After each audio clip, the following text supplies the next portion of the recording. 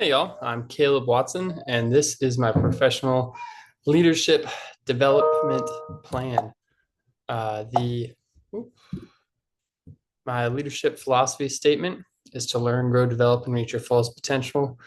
Because I 100% thoroughly believe that there's no such thing as an unimportant person or an unimportant day. That's something I believe that I apply every day at Eastside High School, where I'm a teacher. And I think when you do that, there's a tremendous amount of opportunity that exists to build relationship with students, and especially when students, as well as my colleagues, feel that I value them. There's an opportunity to collaborate. There's an opportunity to deepen relationship, and looking at every day as an unimportant day helps you not to miss out on any opportunities that may arise. My attitude towards leadership is that I see the best in the people around me. I'm not projecting different things onto people of what I assume the best in them, and I'm not projecting what I think they might be thinking or trying to figure them out.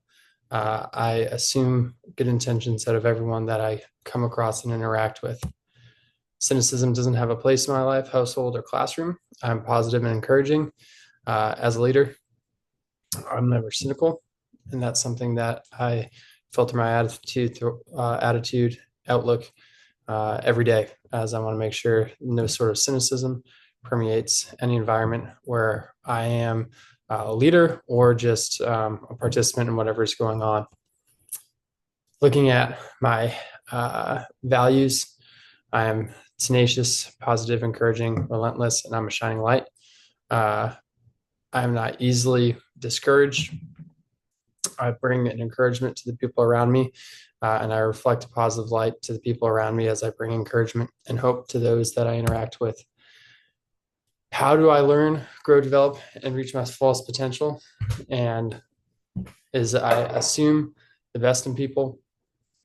And one thing that I really want to focus on here, I'm not going to go through all these, but so you can read them, but I want to make quiet time for prayer and reflection, as I found that when I create a designated space every day for reflection, not only does it help me for my mental health, but also helps me think back on what I could have improved on in previous days, and helps me go about my day a bit more peacefully. I want to leave a legacy, and I want to leave an impact on everyone around me by making my wife and daughter priority before work. If I'm not a good husband, not a good father, that's going to translate poorly into the classroom. And I only have one wife and one daughter, or at least one daughter for now. And I don't want to put work in front of them. I want to be the best employee that I can be, but even more than that, I want to be the best father and dad that I can be. I also am going to leave a legacy by making space for students who need and want it. I want them to feel heard, and I want them to feel like they truly are important.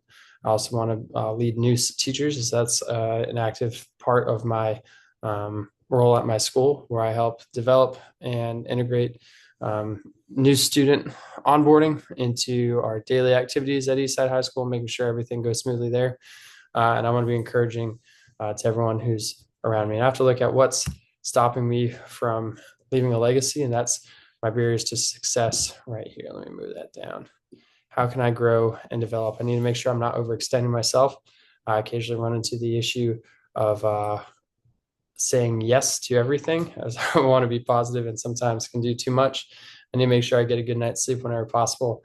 I've realized recently that I wish I could never sleep. That'd be great. But I'm a much better leader when I'm well rested. And I used to think, sleep, that's not that important. I can just power through, have an extra cup of coffee. But there's a noticeable difference when I have gotten an appropriate amount of sleep in my leadership abilities. And make sure that I'm setting aside a quiet time for daily prayer and reflection, and making sure I'm not complaining or reflecting any sort of cynicism to those around me. I know I know with my personality, I need to avoid cynicism at all costs. One big thing about my personality is that I'm an ESTJ. So I think I'm what I saw it as was the executive. And one of the areas where I scored the highest was my being an extrovert.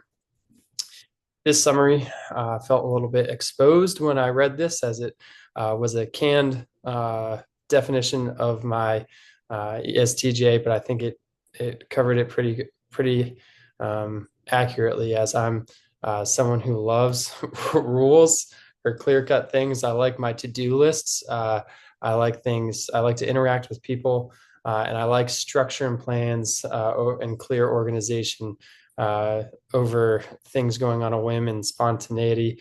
I'm definitely more responsible in terms of the people around me. That's one thing that I really value about being relied upon, as I can be responsible.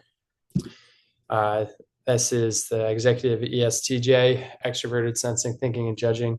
Extrovert being that I gain energy from the people around me, sensing that I focus on facts and details and practical realities other than abstract things. I like things to be concrete. And reality, I don't like to speculate much. Thinking, I make decisions logically, and I put a big priority on what's fair and what's right. And then J for judging, I prefer structure and plans over spontaneity and flexibility, which is one area where I need to work to be more flexible. And I think my wife is the opposite of judging. She's super spontaneous and flexible. So I think we help each other both there to level out a little bit. Some of the strengths and weaknesses, I want to highlight a couple for strengths that I think help me the most in my leadership framework. I'm a dependable commitment. I know that people know that if I say I'll do something, I'll follow through. And I also think it's very good that I take a practical mindset. Those are two things that I think help me out the most in terms of being like true strengths that help me out. I know quick to take action is a strength, but I also see sometimes that becomes a weakness, as sometimes I jump in a little bit too quick and need to plan sometimes first a bit more.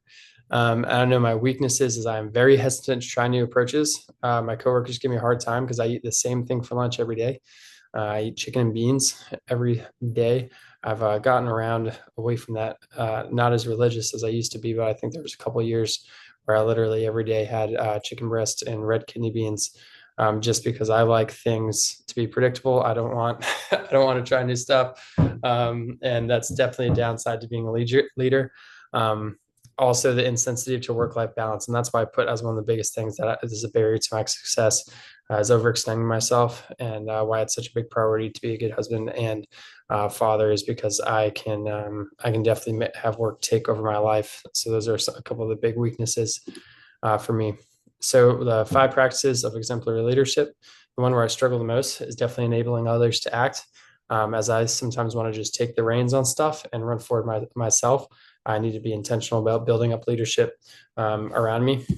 So 2 things, my improvement plan that I wanted to highlight. One was where I struggled the most with enabling others to act, and that's the improvement plan. One thing that you can read the other bits there, but one thing I want to focus on is learning the short and long-term goals of one coworker every week. So that's an actionable step I'm going to take immediately, where every week, I think that's a manageable, realistic goal, where I'm going to learn the short and long-term career goals of one of my coworkers, and that way I'm helping to enable others as I learn what others' goals are and can help them reach towards them. And then another improvement plan is make the right things a priority to ensure family and mental health is taken care of, putting family before work. And these actionable next steps, getting at least 6 hours of sleep a night. One of the funny things is work out 4 times and golf once every other week. It's funny because my wife actually encouraged me to go golf because she knows that I'm better when I get out of the house and go spend some time just to clear my mind and shut the brain off for a minute. So that's an important time for me. And as well as working out, I get a little antsy if I don't do these things. One quote that I really like that guides my leadership philosophy is that true leadership must be for the benefit of the followers, not to enrich the leader. I truly believe in servant leadership, that I should value others above myself and act things not in vain conceit, but in humility, looking to enrich and benefit those around me before myself. And if I do so, everything will end up working out the way that it should. Any questions, feel free to reach out. And I thank you for listening here to my leadership philosophy.